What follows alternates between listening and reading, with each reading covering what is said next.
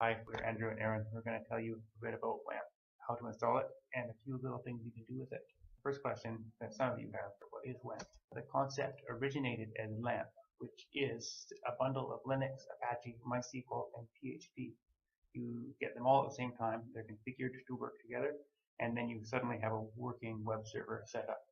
The concept was very handy and soon migrated to other platforms, including Mac, where it was MAMP, and Windows, where it became Wamp. There are all kinds of variations on the LAMP concept. People swap out all of the components very freely. So for example, you can get distributions that swap Mongo or Maria for MySQL, that swap in Python for PHP, and so forth. There are quite a few combinations. So you may be wondering, why should I use Wamp? The major con of Wamp is that in a big professional workhorse application, it doesn't work all that well. It's not going to be set up as well as a skillful installation of all of the individual components. It's likely to be a different environment than whatever web server you might be deploying to host your site. And if you use it as a working web server setup, it may even do bad things. I heard an anecdote from someone in our set where the SQL component of their MAMP installation was logging too much and generating these enormous 80 gigabyte log files. So that was a problem. The big pro of Wamp and LAMP in general is that it works. It's very quick and easy to install, so it's useful for both experienced developers who just want a quick environment to test out code in and work on their projects. And it's also useful for brand new users who don't want to learn advanced configuration of all these components yet and just want to get started learning PHP, for example. The bottom line for both of these types of users is Wamp lets you just get to work without spending a lot of time configuring the system first. Another big pro of Wamp is that Wamp server, which you get with your Wamp installation, gives you a really nice, easy interface for working with all of the individual Wamp components. From a single place down in your taskbar, you can find the configuration files for Apache and other things. Get to localhost quickly, get to your www folder, check the server status, open up a MySQL console. There's all kinds of neat stuff that is available just from that single icon. Hi, I will be covering the installation of Wamp server on Windows 8.1. Like Andrew mentioned in the intro, one of Wamp's key benefits is the ease of installation. To get started, we can head over to wampserver.com/en or click on the link in the video. Click on the download link at the top middle of the page, and you'll be taken to a screen where you have the choice between the 64 or 32-bit versions of Wamp. We're going to be installing the 64-bit version, although it doesn't make much of a difference, and if you prefer, you can install the 32. Ignore the warnings and click on the link to download in the top right of the dialog. When the download is finished, navigate to your local downloads folder and we'll continue from there. Double-click the Wamp installer icon and follow the on-screen instructions, picking your preferred install location. This is where it will install Apache, MySQL, PHP, and will also be the root folder for your local host. Wamp should also now add PHP to your system path for executing scripts from the command line. It will prompt you now to locate your preferred browser.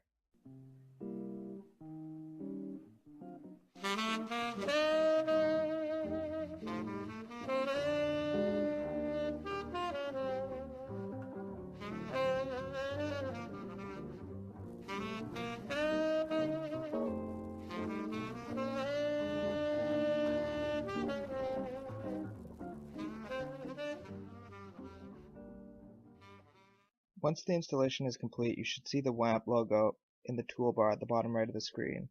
When this turns green, Wamp is up and running, and you should be able to see it if you navigate your browser to localhost.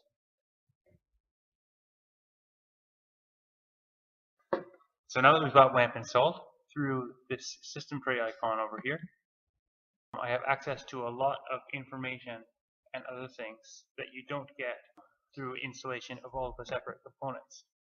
So here is a link that will take me to localhost in my browser, right here. Here is a link to all of my projects. right here is something that will take me in File Explorer to the www directory, another nice thing to have.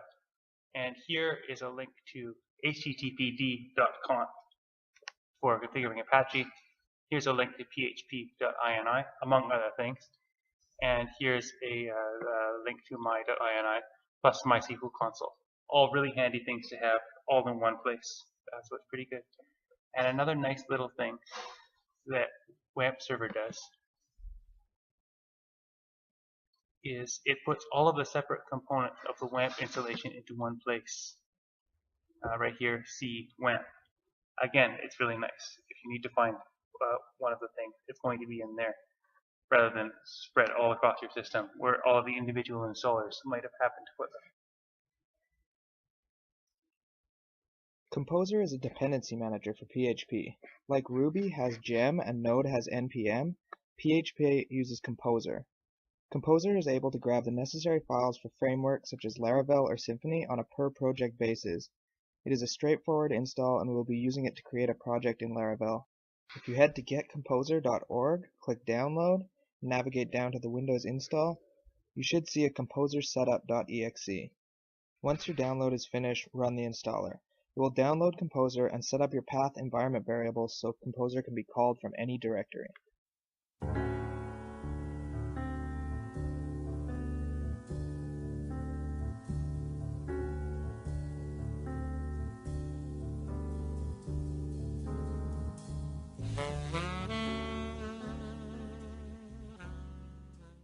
As you can see here, if you navigate now to your command line and type Composer, you can see that it's installed and ready to go.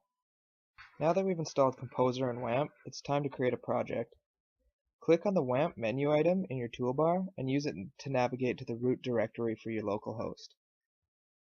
If you open a command prompt here, you can enter Composer create-project Laravel/Laravel followed by the name of your project.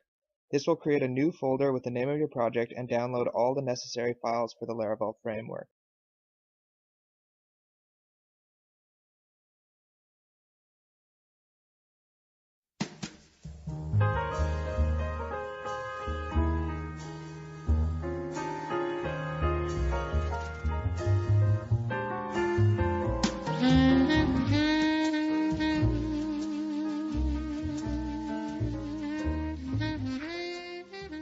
Now that we've created a project, we can go to our local host, type / followed by the name of the project, / public, which is where Laravel stores the main index.php file for the project, and we should see the Laravel splash page saying that it's been installed.